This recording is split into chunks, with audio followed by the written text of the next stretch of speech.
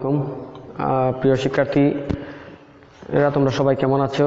আশা করি তোমরা সবাই ভালো আছো। আমরা দোয়া করি তোমরা ভালো থাকো। আমি আবারও তোমাদের কাছে অনলাইন ক্লাস নিয়ে আসলাম। আমি বশির আহমেদ, সহকারী শিক্ষক, অগ্রণী উচ্চ বিদ্যালয়। গণিত বলা যায় না, কোনো হিসাব বলা যায় না, অন্য একটা হিসাবের যে গাণিতিক শুদ্ধতা যাচাই করার যে পদ্ধতি সেটা হচ্ছে রেওয়ামিল। এটা খুব সহজ। আমরা লেনদেনগুলো উদ্বৃত্তগুলোরে বা লেনদেনগুলোরে এনে যখন ডেবিট পক্ষ এবং ক্রেডিট পক্ষ আমরা যখন সাজাবো, যখন দুই দিক মিলে যাবে তখন আমরা বুঝে নেব যে আমাদের আগের যে খতিয়ান উদ্বৃত্ত বা জাবেদা যে স্থানান্তর হয়ে জাবেদা লেনদেনগুলো থেকে স্থানান্তর করেছি এগুলো শুদ্ধ আছে। আর যদি দেখা যায় কোনো ক্ষেত্রে ডেবিট অথবা ক্রেডিট পক্ষের টাকার পার্থক্য থাকে, ডেবিট টাকা কম অথবা ক্রেডিট টাকার কম, একটা হয়েছে 1,20,000, অন্যটি হয়েছে 1,40,000 ব্যবধান, তখন বোঝা যাবে হিসাবের কোনো একটা ভুল থাকে। তখন মূলত আমরা এইটা হিসাবটাকে অনিশ্চিত হিসাবের মাধ্যমে কিন্তু আমরা এটা মিলিয়ে নিই। অনিশ্চিত হিসাবের মাধ্যমে যখন আমরা মিলিয়ে নিই তখন কিন্তু এটা একটা সাময়িক সমাধান হয়। কিন্তু আর্থিক অবস্থা চূড়ান্ত হিসাব করার আগে কিন্তু ব্যবসার কোনো ক্ষেত্রে যে ভুল ত্রুটি আছে এটা যখন আবার বেরিয়ে আসবে ভুলটা, তখন কিন্তু সংশোধন করে ওই হিসাবটাকে আবার ক্লোজ করা হয়। যাই হোক প্রিয় শিক্ষার্থী, আজকে আমরা এই পাঠে কিছু বিষয় আমরা লক্ষ্য করব। যেমন আমরা নমুনার চকটা অঙ্কন করতে পারবো। তারপরে প্রিয় শিক্ষার্থী দেখো যে খতিয়ানের যে উদ্বৃত্তগুলো বা যে লেনদেনগুলোকে আমরা ডেবিট এবং ক্রেডিট পক্ষে কোন কোন লেনদেনগুলোকে আমরা বসাবো এইটার একটা প্রাথমিক আমরা ধারণা নেব। ডেবিট পক্ষে কোন লেনদেনগুলো বসবে এবং ক্রেডিট পক্ষে কোন কোন লেনদেনগুলো বসবে। একটা জিনিস বলে রাখি প্রিয় শিক্ষার্থী, যে রেওয়ামিলে কিন্তু সব লেনদেন আসবে না। এমন কিছু লেনদেন আছে যেগুলা রেওয়ামিলে অন্তর্ভুক্ত হয় না। এইগুলোকে বাদ দিয়ে কিন্তু আমাদেরকে আনসার বের করতে হবে। ঠিক আছে? তাহলে আমরা পরে একটা দিকে 3 নম্বরে যদি আমরা আজকে ক্লাসে দেখি তাহলে চলতি সম্পদ আমরা নির্ণয় করব এবং চলতি দায় এইটা আমরা চিহ্নিত করব। তো এইগুলো প্রত্যেকটা বিষয়ে কিন্তু চলতি সম্পদ কিন্তু লেনদেনগুলো কিন্তু রেওয়ামিলের যে আমাদের যে লেনদেনগুলো বসবে তারিখ মানে ক্রমিক নম্বর অনুযায়ী এইগুলোর ভিতরে কিন্তু এগুলো থাকবে। তারপর আছে চলতি দায়, সেটাও থাকবে। তারপরে আমরা ওই একই রেওয়ামিলের যে আমাদের যে পরীক্ষাতে প্রশ্ন আসবে ওই ডাক থেকে আমরা বিক্রিত পণ্যের ব্যয়টা নিরূপণ করব। তারপর আছে যে সকল লেনদেন রেওয়ামিলে অন্তর্ভুক্ত হবে না এইগুলারও কিন্তু একটা তালিকা পরীক্ষাতে আসবে। ক নাম্বারে আমাদের 2 মার্কের জন্য এই ধরনের প্রশ্ন থাকবে। তাহলে প্রিয় শিক্ষার্থী, আমরা প্রথমে যদি একটা লক্ষ্য করি যে আমাদের একটা নমুনা চক, এই জন্য একটা নমুনা চক আছে যে আমরা নমুনা চকটা যদি করি প্রতিষ্ঠানের নাম হবে, যে প্রতিষ্ঠান নিয়ে আমরা রেওয়ামিল প্রস্তুত করব প্রতিষ্ঠানের নাম হবে, এখানে হবে তারিখ, সাল এবং তারিখ। এই নমুনা গড়টা হচ্ছে তোমরা যদি মেন বই ফলো করো মেন বইয়ে পাবে তোমরা যে ক্রমিক নম্বর অথবা কোড নাম্বার, হিসাবের শিরোনাম বা হিসাবের নাম বা হিসাবের বিবরণ, যে বিবরণ আমরা যে নামগুলো বসাই এগুলো খতিয়ান পৃষ্ঠা। আমরা যখন খতিয়ানের উদ্বৃত্তগুলো আনি যখন যদি কোনো পৃষ্ঠা থাকে তাহলে আমরা এই পৃষ্ঠাগুলো এখানে বসাইতে পারি, পৃষ্ঠার নাম্বারটা বসাইতে পারি। তারপরে ডেবিট টাকা এবং ক্রেডিট টাকা, এটা হচ্ছে আমাদের নমুনা গড়। যখন আমরা অঙ্ক করব তখন এই গড়টা বড় হবে। এখন আমাদের লেনদেন যা পরীক্ষাতে আসবে 10টি 12টি 15টি লেনদেন থাকতে পারে, এগুলোকে আমরা বসিয়ে ডেবিটে করে ডেবিট টাকা বসাবো, ক্রেডিটে করে ক্রেডিট টাকা বসাবো, তাহলে কিন্তু আমাদের আনসারটা মিলে যাবে। আচ্ছা প্রিয় শিক্ষার্থী, এই যে ডেবিট কলামে এবং ক্রেডিট কলামে যে টাকা বসবে, আমার এই যে হিসাবের যে শিরোনামগুলো এখানে যে বিবরণে কোন কোন হিসাবগুলো আসবে, ধরো বেতন আছে, মজুরি আছে, তারপরে পরিবহন শুল্ক, আমদানি শুল্ক, বিমা সালামি, পরিবহন, আন্তঃপরিবহন, বিক্রয় পরিবহন, তারপরে বিজ্ঞাপন, অব্যবহৃত মণিহারি, আসবাবপত্র, বিভিন্ন আপনার যন্ত্রপাতি, অনেক সম্পদ, অনেক দায়, তারপরে চলতি সম্পদ, তারপরে আছে আপনার এই ব্যাংক জমাতিরিক্ত, এই ধরনের অনেকগুলো লেনদেন, মূলধন, উত্তোলন, এগুলো আগে না আসবে। তখন আমরা এই যে ডেবিট পক্ষে ডেবিটগুলো বসাবো, যেগুলো ক্রেডিট লেনদেন বসিয়ে ক্রেডিটে বসাবো। এগুলা লেনদেনটা উলট পালট হবে, কোনো সমস্যা নাই, ধারাবাহিকভাবে বসাতে হবে এমন না। আচ্ছা তাহলে প্রিয় শিক্ষার্থী, আমরা ডেবিট পক্ষে কি কি আসতে পারি আমরা যদি লক্ষ্য করি, যেমন সকল প্রকার সম্পদ, নগদ, ব্যাংক, যে সমাপনী নগদ, সমাপনী ব্যাংক উদ্বৃত্তগুলা, যন্ত্রপাতি, দেনাদার, দালানকুটা, তারপরে স্পর্শনীয় সম্পদ যেগুলো আছে, যেমন আপনি ধরেন সুনাম, অস্পর্শনীয় সম্পদগুলো আসতে পারে, স্থায়ী সম্পদ আসতে পারে, এগুলো সব এইখানে সকল প্রকার সম্পদ এই তালিকার মধ্যে আসবে।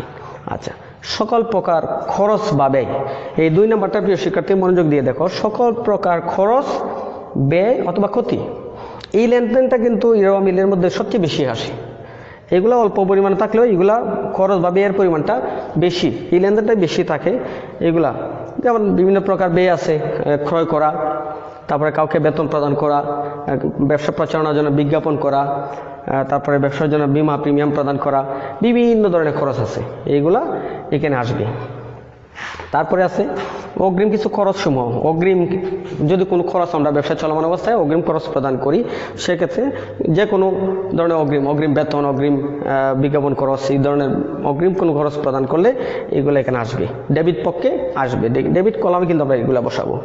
তারপরে অনেকগুলো লেনদেন আছে যে ক্রেডিট দিকে বসে, এইগুলোর আবার অনেক ক্ষেত্রে সুদ, যেমন মূলধন আমরা জানি এটা একটা মালিকানা সত্ত্ব, এটা মূলধন আমরা যদি ক্রেডিট দিকে বসাই, কিন্তু এটার যদি মূলধনের সুদ থাকে তাহলে এটা ডেবিট দিকে বসবে। এই জন্য এখানে বলা হয়েছে যে ক্রেডিট জেরের সুদ, মানে যে লেনদেনগুলো ক্রেডিট দিকে বসে তার যদি কোনো সুদ ধরা হয় তাহলে সেই ক্রেডিট জেরের সুদগুলো কিন্তু মূলধনের সুদ, ঋণের সুদ এমন হতে পারে। আচ্ছা, তারপরে সকল প্রকার প্রদত্ত প্রাপ্য, প্রদত্ত বার্তা, প্রাপ্য বিল, এগুলো দিকে আসতে পারে। তারপরে প্রাপ্য হিসাবে একটা দেনাদার সম্পদ দিকে আসতে পারে। সকল প্রকার যেমন আমদানি শুল্ক, তারপরে আন্তঃপরিবহন, ক্রয় পরিবহন, বিক্রয় পরিবহন, সকল প্রকার পরিবহনও ডেবিট পক্ষে আসতে পারে। তাহলে প্রিয় শিক্ষার্থী, ডেবিট দিকে যে লেনদেনগুলো বসবে তাদের একটা প্রাথমিক একটা ধারণা আমি দিয়ে দিলাম। এটার ভিতরে কিন্তু অনেকগুলা লেনদেন আছে, যেমন সকল প্রকার সম্পদ, সকল প্রকার খরচ, ব্যয়, ক্ষতি, তারপরে অগ্রিম যত খরচ আছে এগুলো আসবে। ক্রেডিট জেরে যত সুদ থাকবে আমরা এদিকে বসাবো। সকল প্রকার অবচয়, আমরা যখন কোনো আসবাবপত্র বা যন্ত্রপাতি এগুলোর অবচয় ধরি, এই অবচয়গুলা এদিকে আসবে। যখন আমরা কোনো অবলোপন করি এদিকে আসবে। সকল প্রকার প্রদত্ত প্রাপ্য এবং সকল প্রকার শুল্ক পরিবহন এদিকে আসবে। তাহলে আমরা ডেবিট দিকগুলো দেখলাম। তাহলে প্রিয় শিক্ষার্থী, আমরা একটু ক্রেডিট দিকে দেখি কি কি লেনদেন বা ক্ষতির উদ্বৃত্তগুলো ক্রেডিট দিকে বসবে। ঠিক আমরা ডেবিট দিকে যা পেয়েছি অনেক ক্ষেত্রে তার বিপরীতটা, এগুলার ঠিক বিপরীত। এখানে লিখেছি সকল প্রকার সম্পদ, আমরা এদিকে বসাবো সকল প্রকার দায়, মূলধন, ঋণ, এক্সেট্রা ইত্যাদি ইত্যাদি অনেকগুলো দায় এদিকে বসবে। তারপরে আছে সকল প্রকার আয়, একদম বিক্রয়, আবার কোনো কিছু প্রাপ্তি হলো, বিক্রয়, এগুলা এদিকে বসবে। বা কোনো ব্যবসা যখন লাভ হয় তখন এই টাকাগুলো এদিকে বসবে। তারপরে সকল প্রকার বকেয়া খরচ, বেতন বকেয়া, বিভিন্ন ধরনের খরচের বকেয়া যদি থাকে তাহলে আমরা ক্রেডিট দিকে বসাবো। তারপরে সকল প্রকার সঞ্চিতি ক্রেডিট দিকে বসবে। সকল প্রকার প্রাপ্তি অথবা প্রদেয়গুলো ক্রেডিট দিকে বসবে। তারপরে প্রিয় শিক্ষার্থী, একটু আগে আমরা যা দেখেছিলাম যে ক্রেডিট জেরের সুদ ঠিক বিপরীত দিকে, ডেবিট দিকে যদি কোনো কিছু সুদ থাকে, জেরের সুদ, এগুলো ক্রেডিট দিকে, বা উত্তোলনের সুদ যদি থাকে ক্রেডিট দিকে বসবে। বিনিয়োগের সুদ যদি থাকে ক্রেডিট দিকে বসবে। তাহলে আমরা প্রাথমিকভাবে ধারণা নিয়ে নিলাম যে অমিল আমাদের প্রস্তুত করতে গেলে ডেবিট কলামে বা ডেবিট পক্ষে কী কী আসবে, ক্রেডিট পক্ষে কী কী আসবে। তোমরা মেইন বই ফলো করলে এগুলার ব্যাখ্যা ধারণা হয়ে যাবে। তোমরা মেইন বই ফলো করে এই ব্যাখ্যাগুলো জেনে নিবে। শুধুমাত্র এই লেনদেনগুলো বসিয়ে টাকার পরিমাণটা শুদ্ধভাবে বসিয়ে যোগ বিয়োগ করলে কিন্তু আনসার হয়ে যায়। আচ্ছা, তবে সতর্কতার সাথে প্রিয় শিক্ষার্থী একটা জিনিস ফলো করবে, আমরা কিন্তু যখন অমিল প্রস্তুত করব তখন কিন্তু অনেক ক্ষেত্রে অনেক ভুল হয়ে যায়, যে ভুলগুলা সহজে ধরা পড়ে না। আমরা যদি এখানে মেইন বই ফলো করি বা আমাদের এই চকবোর্ডে সবাই ফলো করে, আমাদের পোস্টার পেপারটা একটু দেখো, যে সকল ভুল মিলে ধরা পড়ে, ভুল হতেই পারে, স্বাভাবিক। যখন আমরা ভুল করি তখন এটা সংশোধন করার কিছু পদ্ধতি আছে। আমরা যদি নিয়মটা ফলো করি তাহলে আমাদের ভুল না হওয়ার সম্ভাবনা বেশি থাকে। তাহলে শিক্ষার্থীরা আসতে দেখো কি কি ভুল ধরা পড়ে। এক নম্বর আছে বাদ পড়ার ভুল। এটা খুব সহজভাবে আমরা কোনো লেনদেন যদি বাদ পড়ে আমরা এটা আবার লেনদেনগুলো ক্রমানুসারে তারিখের সিরিয়াল অনুযায়ী দেখে আবার সংশোধন করতে পারি। লেখার ভুল, অনেক ক্ষেত্রে লেখার ক্ষেত্রে ভুল হইতে পারে, আমরা লিখতে গেলে ভুল হতে পারে, এই ভুলগুলো আমরা সংশোধন করতে পারবো। টাকার অঙ্কের ভুল, অনেক ক্ষেত্রে আমি 5,000 লিখতে গিয়ে শূন্য একটা বেশি দিয়ে দিলাম, তো টাকার পরিমাণটা 5,000 থেকে 50,000 হয়ে গেল। এই ধরনের টাকার ভুল হতে পারে। এইগুলো সতর্কতার সাথে আমাদেরকে যদি ভুল হয়, যদি কোনো উভয়পক্ষ না মিলে, এইগুলো আমাদেরকে যাচাই করতে হবে। খতিয়ান উদ্বৃত্ত নির্ণয় ভুল, যদি আগে কোনো কারণে খতিয়ান উদ্বৃত্ত নির্ণয় ভুল হয়, সেক্ষেত্রে রেওয়া মিল কিন্তু আমাদের দুই পক্ষ, ডেবিট এবং ক্রেডিট পক্ষ মিলবে না, ভুল থেকে যাবে। আচ্ছা, তারপর আছে লেনদেনের স্থানান্তরের ভুল। আমরা যদি কোনো লেনদেন স্থানান্তর করতে গিয়ে ডেবিটটা ক্রেডিট দিকে বসাই, ক্রেডিটটা ডেবিট দিকে বসাই, স্থানান্তর করতে ভুল হতে পারে। এই ভুলের ক্ষেত্রে কিন্তু অনেক সময় রেওয়া মিল মিলবে না, তখন আমাদের এইগুলা ফলো করতে হবে। তারপরে রেওয়া মিলের ডেবিট এবং ক্রেডিট যোগফলের ভুল। আমরা যদি অনেক সময় রেওয়া মিল ডেবিট পক্ষ ক্রেডিট পক্ষ যোগ করতে যাই, তো এই সময়টা কিন্তু একটু সতর্কতার সাথে আমাদেরকে দেখতে হবে।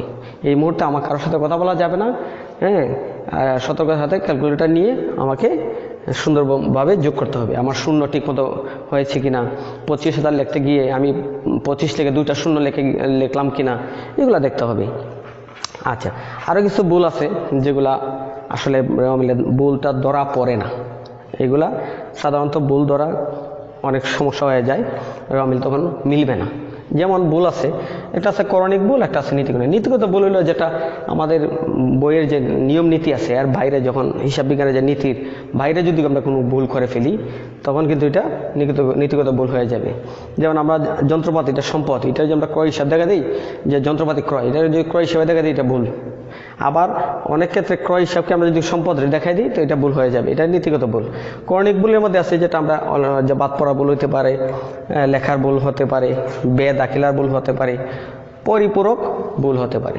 তাহলে প্রিয় শিক্ষার্থী, আমরা এখানে দুইটা বিষয় দেখলাম। যখন আমরা রেওয়া মিল প্রস্তুত করব, প্রস্তুতির সময় যদি আমাদের রেওয়া মিল না মিলে, এই বিষয়গুলো আমাকে খুঁজে বের করতে হবে। 6টা বিষয় আমি উল্লেখ করে দিলাম, যেগুলো বাদ পড়লো কিনা, লেখার ভুল হয়েছে কিনা, টাকার অঙ্কের ভুল হয়েছে কিনা, খতিয়ান উদ্বৃত্ত নির্ণয়ে ভুল আছে কিনা, লেনদেনের স্থানান্তর করতে আমি কি ভুল করেছি কিনা, বা আমি যে যোগফল করলাম ডেবিট এবং ক্রেডিট পক্ষ, তার সঠিক আছে কিনা, এগুলা দেখবো। এবং যে ভুল ধরা পড়বে না, এইগুলোর ক্ষেত্রে আমরা একটু সতর্কতা অবলম্বন করব। তাহলে প্রিয় শিক্ষার্থী, এটা আমি খুলে নেই।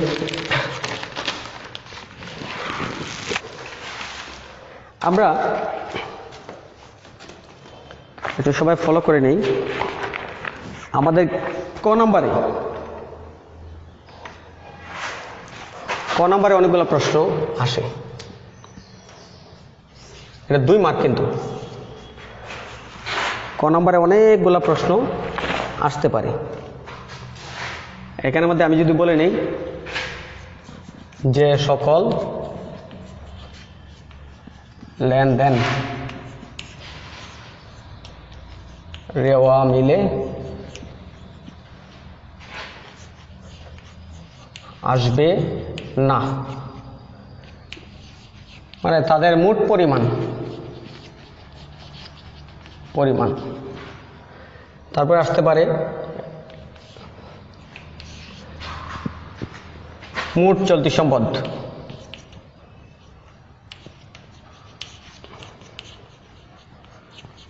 সম্পদ এর পরিমাণ নির্ণয় করো।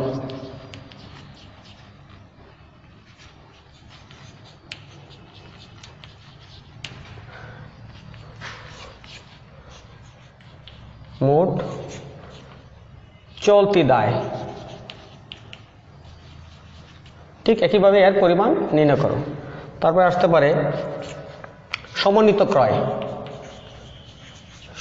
ক্রয় এর পরিমাণ নির্ণয় করো। তারপরে আসতে পারে মোট স্থায়ী সম্পদ এর পরিমাণ নির্ণয় করো। তারপরে আসতে পারে মোট অস্পর্শনীয় সম্পদ, যে সম্পদগুলা ধরা জানা ছোঁয়া জানা, অস্পর্শনীয় সম্পদ অথবা অদৃশ্যমান সম্পদ, এগুলোর মোট পরিমাণ নির্ণয় করো, বা সম্পদের স্পর্শনীয় সম্পদের তালিকা তৈরি করো, এরকম আসতে পারে। তারপরে শিক্ষার্থী আসতে পারে দীর্ঘমেয়াদী দায়ের পরিমাণ নির্ণয় করো, স্বল্প মেয়াদী দায়ের পরিমাণ নির্ণয় করো। আমি অনেকগুলো প্রশ্ন লিখেছি, তারপরে আছে বিক্রিত পণ্যের ব্যয় নিরূপণ করো। প্রিয় শিক্ষার্থী, বিক্রিত পণ্যের ব্যয় নিরূপণ করো খুব সহজভাবে। এটা আমরা আর্থিক অবস্থা বিবরণী প্রস্তুত করতে গেলেও মোট লাভ নির্ণয়ের ক্ষেত্রে এটা লাগে, যে আমরা যখন প্রারম্ভিক মজুত পণ্য বসাবো, তারপরে নিট ক্রয় থেকে যদি কোনো ফেরত বাদ যায়, এগুলা নিট ক্রয় আমরা নির্ণয় করব। নিট ক্রয় নির্ণয় করার পরে আমাদের যত প্রত্যক্ষ খরচ আছে সেটাকে প্রারম্ভিক মজুত পণ্য, নিট ক্রয় এবং প্রত্যক্ষ খরচগুলা আমরা যোগ করে যে টাকা পাবো, সেটার থেকে যখন আমরা সমাপনী মজুত পণ্যটা বাদ দিব, তখন কিন্তু এটা আমাদের বিক্রিত পণ্যের ব্যয়ের পরিমাণটা বেরিয়ে যাবে। তারপরে কৃষিকাজে মোট উত্তোলনের পরিমাণও প্রশ্নে ক নম্বরে থাকতে পারে। তারপরে মুনাফা জাতীয় আয় এবং মূলধন জাতীয় আয়ের পরিমাণ। মুনাফা জাতীয় আয়ের পরিমাণ নির্ণয় করো। মূলধন জাতীয় আয়ের পরিমাণ অথবা ব্যয়ের পরিমাণ নির্ণয় করে। এর মিলের যে আমাদের যে লেনদেনের তালিকা থাকবে, এখান থেকে নির্ণয় করে বসিয়ে যোগ করলেই আনসার হয়ে যাবে। তাহলে আমরা ক নাম্বারে 2 মার্কের জন্য আমাদের এই প্রশ্নগুলো এই ধরনের ধারাবাহিকভাবে থাকতে পারে। তাহলে প্রিয় শিক্ষার্থী, আমরা এগুলো দেখলাম। এখন আমরা সহজভাবে দেখব যে সমন্বিত ক্রয় কীভাবে নির্ণয় করা হয়, তারপরে চলতি সম্পদ কীভাবে নির্ণয় করা হয়, তারপরে আমরা দেখব চলতি দায়টা কীভাবে নির্ণয় করা হয়, আর আমরা এটা জানব কোন কোন লেনদেনগুলো রেওয়া মিলের মধ্যে অন্তর্ভুক্ত হবে না, কোন কোন লেনদেনগুলো রেওয়া মিলে অন্তর্ভুক্ত হবে না, এটা আমরা দেখব। তারপরে মোট চলতি সম্পদের পরিমাণ কীভাবে নির্ণয় করে এটা দেখব, মোট চলতি দায়ের পরিমাণ কীভাবে নির্ণয় করে এটা দেখব, এবং সমন্বিত ক্রয় এটা কীভাবে বাইর করে এটা আমরা দেখব। এবং প্রিয় শিক্ষার্থী, একটা বিষয় গুরুত্বপূর্ণ, বিক্রিত পণ্যের ব্যয় কীভাবে নির্ণয় করতে হয় সেটা আমরা দেখব। তাহলে আমরা এখানে 5টা বিষয় আমরা আজকে দেখব।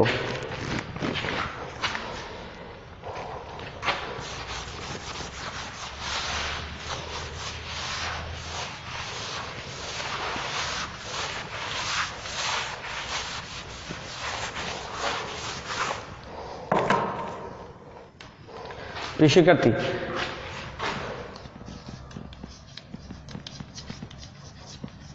রেওয়া মিলে আসবে না, সংক্ষিপ্তভাবে লিখলাম, রেওয়া মিলে আসবে না বা রেওয়া মিলে বসে না, এই ধরনের লেনদেন কি হতে পারে? 1 নম্বরে হতে পারে হাতে নগদ,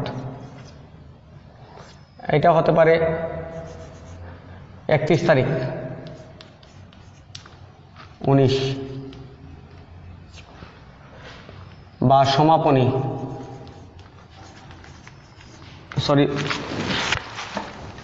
সরি এটা প্রারম্ভিক হবে, হাতে নগদ প্রারম্ভিক 1/1/19 ধরলাম, বা প্রারম্ভিক হাতে নগদ, এগুলা আসবে না 2 নাম্বার। ঠিক একইভাবে ব্যাংক উদ্বৃত্ত, এটা 1/1/19 হতে পারে, অথবা প্রারম্ভিক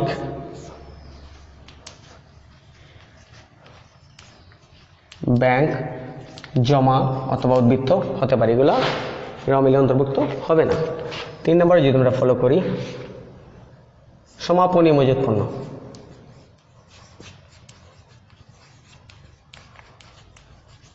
এগুলো আসবে না। সমাপনী মজুত পণ্য অনেক ক্ষেত্রে মজুত পণ্য লেখে 31/12/19 এইভাবে দিতে পারে। সমাপনী মজুত পণ্য কোথায় লিখতে পারে? অনেক ক্ষেত্রে মজুত পণ্য লেখে তারিখ দিয়ে সমাপনী মজুত পণ্য এইভাবে লিখতে পারে। তাহলে আমরা এগুলো ফলো করব। ঠিক একইভাবে হাতে নগদ তারিখ দিয়ে লিখতে পারে, অথবা প্রারম্ভিক হাতে নগদ লিখতে পারে। ব্যাংক উদ্বৃত্ত তারিখ 1/1 তারিখ দিয়ে লিখতে পারে, অথবা কথায় প্রারম্ভিক ব্যাংক জমা ব্যাংক উদ্বৃত্ত লিখতে পারে। তারপর প্রিয় শিক্ষার্থী, সম্ভাব্য কিছু সম্পদ আছে, সম্ভাব্য সম্পদ কিছু সম্পদ আছে, যদি সম্ভাব্য হয় তাহলে সেটা আসবে না। দায় এটা আসবে না।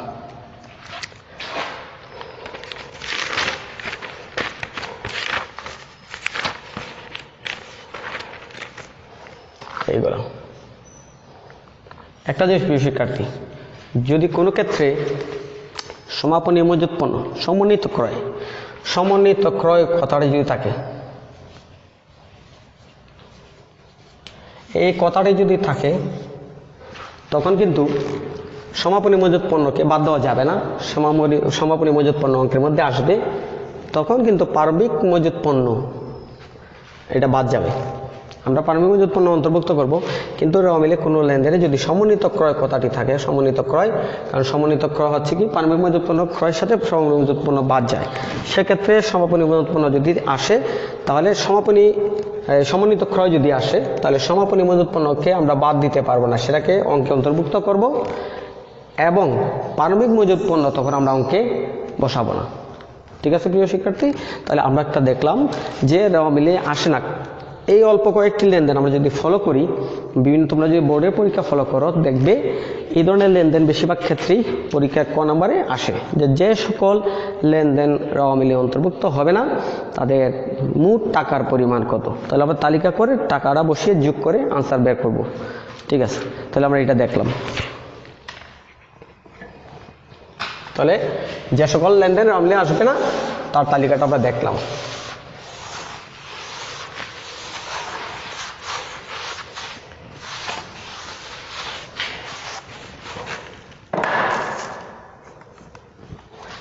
আমরা এখন দেখব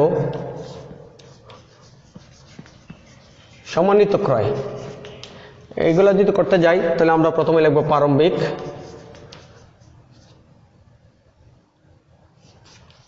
মজুদ পণ্য। এটা টাকাটা আমরা বসাতে পারি, এটা ঘর আকারে আমরা লিখতে পারি, সমস্যা নাই।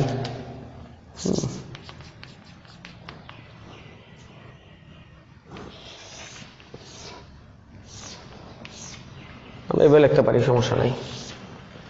প্রারম্ভিক মজুদ পণ্য আমরা যোগ করব,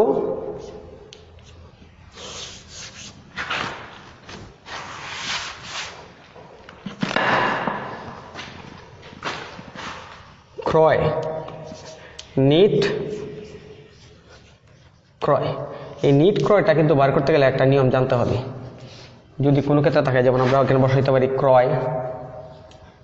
ক্রয়ের সাথে অনেক ক্ষেত্রে বাদ ফেরত থাকতে পারে, ক্রয় ফেরত, অনেক ক্ষেত্রে পণ্য উত্তোলন থাকতে পারে, উত্তোলন এগুলো থাকতে পারে, যোগ, অলিখিত ক্রয় থাকতে পারে।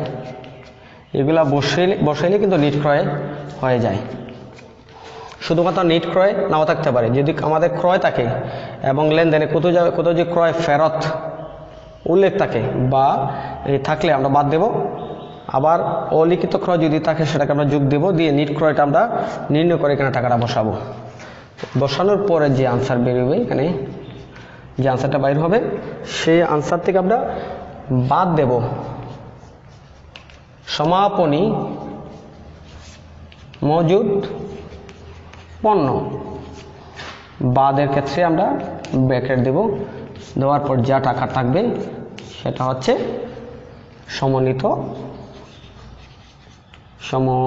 সমন্বিত ক্রয়। ঠিক আছে প্রিয় শিক্ষার্থী, আমরা দেখলাম সমন্বিত ক্রয় কিভাবে নির্ণয় করতে হয়। আবার বলি, সমন্বিত ক্রয় নির্ণয় করতে গেলে আমাকে কি করতে হবে? প্রথমে প্রারম্ভিক মজুদ পণ্য বসাতে হবে, তারপরে নিট ক্রয়, এটা প্রারম্ভিক মজুদ পণ্যের সাথে যোগ হবে। প্রারম্ভিক মজুদ পণ্যের সাথে যোগ করার জন্য আমাদের নিট ক্রয় যদি প্রশ্নের চেক ভালো করে ফলো করতে হবে যে আমার ক্রয়ের সাথে কোনো কিছু লেনদেন আছে কিনা। যদি কোনো লেনদেন ক্রয়ের সাথে থাকে তাহলে আমরা লেনদেন যোগ বিয়োগ করে টাকাটা বসাবো। তখন প্রারম্ভিক মজুদ পণ্য আর নিট ক্রয়ের টাকা যোগ করে যে টাকাটা বসবে সেই টাকার থেকে আমরা সমাপনী মজুদ পণ্য বাদ দিলেই আমাদের সমন্বিত ক্রয় বের হয়ে যাবে। ঠিক আছে প্রিয় শিক্ষার্থী, আমরা এখন যাব বিক্রিত পণ্যের ব্যয় কিভাবে নিরূপণ করে। আমরা কিন্তু রেওয়া মিল প্রস্তুত করার আগে এই বিষয়গুলো আমাদের ধারণা থাকতে হবে। এই বিষয়গুলো আমাদের অবশ্যই ধারণা থাকতে হবে। রেওয়া মিল আমরা খুব সহজভাবে এই আনসারগুলো ফলো করলে কিন্তু আমরা আনসার মিলে দিতে পারবো, কিন্তু এগুলার আমাদের ধারণা আগে থাকতে হবে, কারণ ক নাম্বারের 2 মার্কের আনসারের জন্য এগুলা ধারণা থাকা খুবই জরুরি।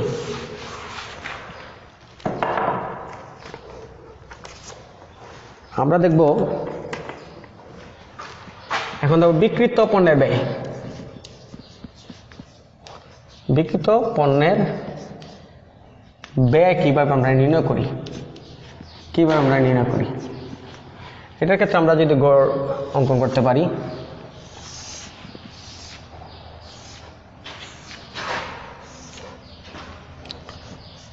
বিবরণ টাকা তো প্রথমে আমরা প্রারম্ভিক মজুত পণ্য বসাইতে পারি।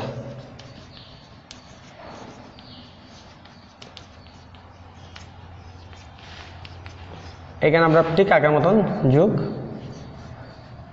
নিট ক্রয়, আগে যেভাবে আমরা নির্ণয় করছি ক্রয় সাথে বাদ হবে ফেরত, যোগ হবে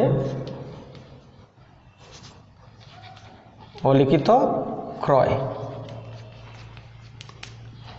এই ধরনের থাকলে আমরা এগুলো বসাবো। আর 2-3টা লেনদেন থাকতে পারে, পণ্য উত্তোলন থাকতে পারে। তারপরে যোগ, প্রিয় শিক্ষার্থী ফলো করো, প্রত্যক্ষ খরচ, পণ্য ক্রয়ের ক্ষেত্রে যে খরচগুলো হয় প্রত্যক্ষ খরচগুলো, এইখানে খরচগুলো আসবে। সে মজুরি হতে পারে, শুল্ক হতে পারে, পরিবহন হতে পারে, জাহাজ ভাড়া হতে পারে, ডক চার্জ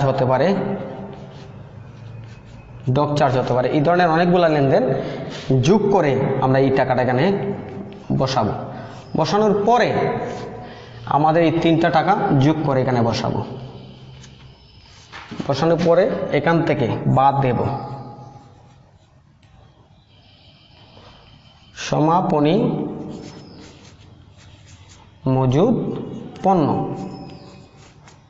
এই টাকাটা বাদ দেব। দেওয়ার পরে এখানে যে আনসার বের হবে সেটা হচ্ছে বিক্রিত পণ্যের ব্যয়, তাহলে প্রিয় শিক্ষার্থী আমরা কি দেখলাম, বিক্রিত পণ্যের ব্যয় নির্ণয় করার যে আমাদের একটা চক, এটা সহজভাবে আমরা যদি ফলো করি যে প্রারম্ভিক মজুদ পণ্য টাকাটা বসানোর পরে নিট ক্রয় আমরা বসাবো, ক্রয়ের সাথে যোগ বিয়োগ, যদি ফেরত থাকে বিয়োগ, অলিখিত ক্রয় থাকলে যোগ করে যে টাকা আসবে এটা এই আমাদের প্রথম ঘরে টাকা নিয়ে বসাবো। আর এটার সাথে যোগ বিয়োগ করলে আমরা 3টা ঘর বানালে হয়, অথবা এখানে তুমি নিজে নিয়ে এখানে করতে পারো, কোনো অসুবিধা নেই। তারপরে আছে প্রত্যক্ষ খরচটা, যাতে কোনো খরচ বাদ না যায়। আমি কয়েকটি খরচের নাম লিখেছি, এখানে আরও অনেকগুলা প্রত্যক্ষ খরচ আছে। মজুরি লিখলাম, শুল্ক বা আমদানি শুল্ক, পরিবহন, ক্রয় পরিবহন, আন্তঃপরিবহন, তারপরে আছে জাহাজ ভাড়া, তারপরে আছে ডক চার্জ, পণ্য খালাস মজুরি, এই ধরনের অনেকগুলা প্রত্যক্ষ খরচ আসলে আমরা এগুলা 3-4টা যদি থাকে যোগ করে বসাতে পারি। একটাও থাকতে পারে, 2টাও থাকতে পারে। যদি কোনো খরচ না থাকে অসুবিধা নেই, না থাকলে আমি বসানোর প্রয়োজন নেই। আচ্ছা, বসিয়ে যোগ করে 3টা টাকা যোগ করব এবং সমাপনী মজুদ পণ্য বাদ দিলেই আমাদের বিক্রিত পণ্যের ব্যয় নির্ণয় করে এটা বের হয়ে যায়। তাহলে প্রিয় শিক্ষার্থী আমরা দেখলাম প্রথমেই কোন লেনদেনগুলো মিলে আসবে না সেটা, তারপর দেখলাম সমন্বিত ক্রয় কীভাবে আমরা বার করব সেটা, এবং বিক্রিত পণ্যের ব্যয় কীভাবে আমরা নির্ণয় করব সেটা দেখলাম। এখন আমরা দেখি কিছু অস্পর্শনীয় কিছু সম্পদ আছে বা অদৃশ্যমান যে সম্পদগুলা ব্যবসা চলমান কিন্তু দেখা যায় না, ছোঁয়া যায় না, এগুলা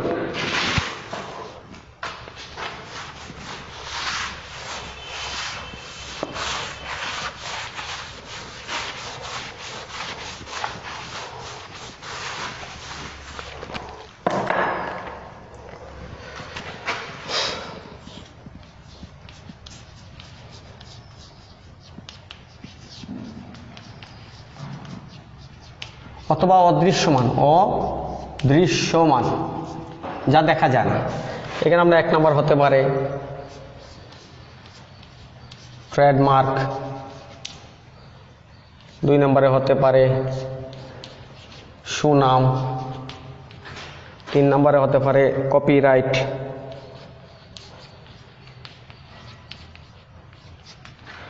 4 নম্বরে হতে পারে প্যাটেন্ট, তারপর 5 নম্বর হতে পারে গ্রন্থ সত্য।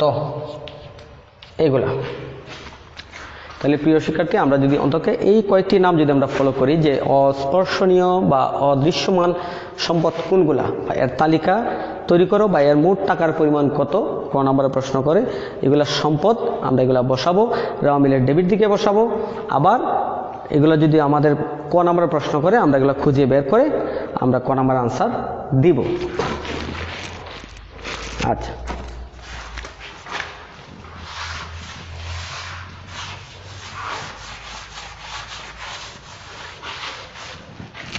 প্রিয় শিক্ষার্থী, আমরা এখন দেখব চলতি সম্পদের পরিমাণ।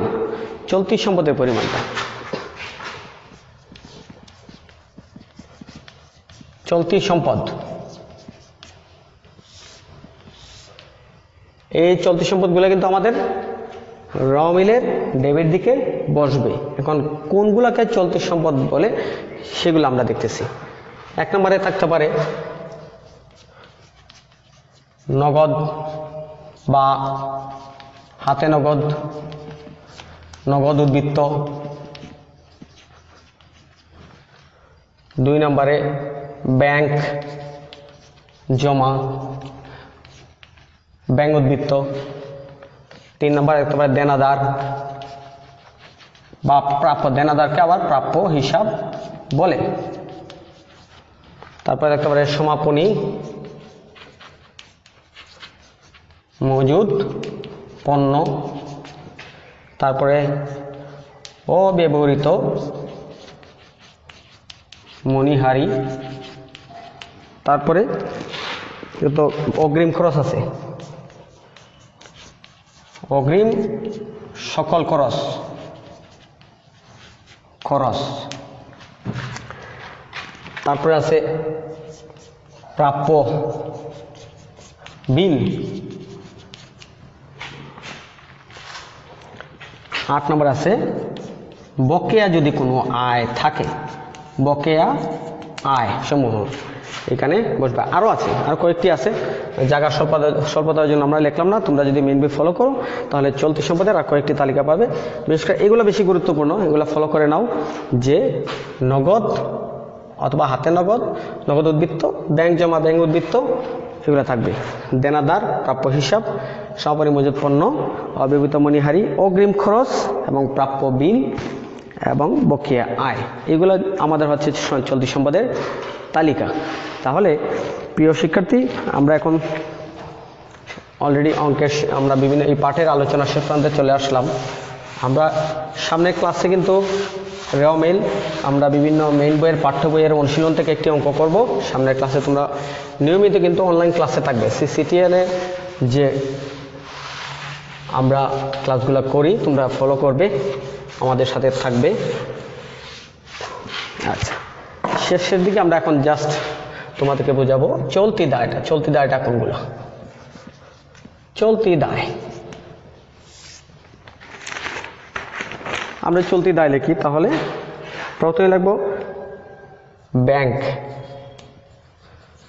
জমাতিরিক্ত 1 নম্বরে। 2 নম্বরে লিখব পাওনাদার অথবা প্রদেয় হিসাব।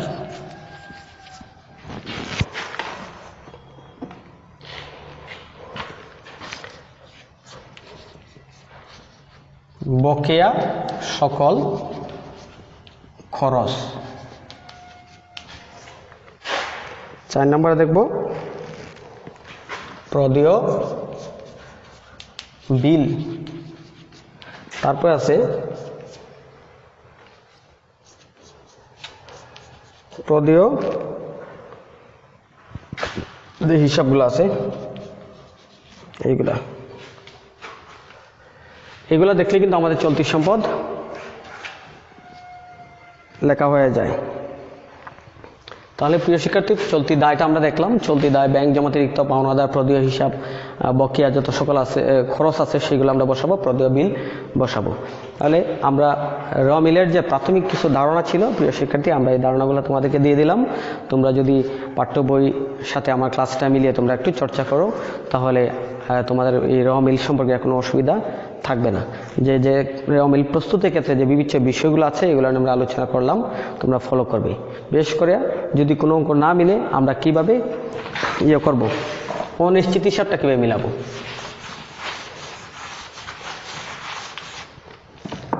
একটু দেখে নেই, আমরা ধরলাম এটা রেওয়ামিলের একটি গড়, এটা ক্রমিক নম্বর, আচ্ছা এটা বিবরণ, খতিয়ান পৃষ্ঠা, ডেবিট টাকা, ক্রেডিট টাকা।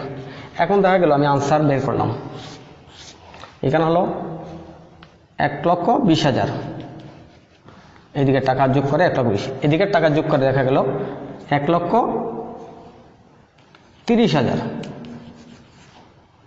1,30,000। এখন অঙ্ক এদিকে টাকা বেশি, এদিকে 1,20,000, আনসার হলো না। সেক্ষেত্রে আমি কি করব, যেহেতু আমার ডেবিট পক্ষ কম আছে, আমি আমার যে সংশোধন করার যে পদ্ধতি আছে, বাদ করার ভুলগুলো আছে কিনা, লেখার ভুল আছে কিনা, এগুলো যাচাই করে যখন দেখি আমার এগুলো সংশোধন আছে, তখন আমি এখানে অনিশ্চিত আরেকটা। তাহলে প্রিয় শিক্ষার্থীবৃন্দ, আমরা দেখে নিলাম কিভাবে আমরা অনিশ্চিত হিসাবের মাধ্যমে আমাদের হিসাবটা আমরা ক্লোজ করব। ধন্যবাদ। আমরা আমাদের ক্লাস আজকে এই পর্যন্তই। এটা রেওয়ামিলের আমাদের আজকে প্রাথমিক ধারণা নিয়ে আমরা একটা প্রথম ক্লাস। আগামী ক্লাস এটা রেওয়ামিল ক্লাস 1, আমরা আগামী ধারাবাহিকভাবে আর 2-3টা ক্লাস করবো রেওয়ামিল সম্পর্কে। আশা করি তোমাদের আর কোনো সমস্যা থাকবে না। তাহলে প্রিয় শিক্ষার্থী, তোমরা অবশ্যই বিভিন্ন বোর্ড প্রশ্ন বা আমাদের মেইন বইয়ের যে অনুশীলন প্রশ্নগুলো তোমরা চর্চা করো। আমার বিশ্বাস তুমি আমার ক্লাস ফলো করার পর তোমরা যদি চর্চা করো, তোমাদের কোনো সমস্যা হবে না। তারপরেও আমি পরবর্তীতে আবার রেওয়ামিলের ক্লাস নিয়ে তোমাদের সামনে এসে হাজির হব। তোমরা সবাই অনলাইন ক্লাসে থাকবে, আমি সহ উপজেলার প্রত্যেক শিক্ষকদের ক্লাসগুলো তোমরা ফলো করবে। সবাই ভালো থাকবে, তোমাদের সবার সুস্থতা কামনা করি। ধন্যবাদ সবাইকে।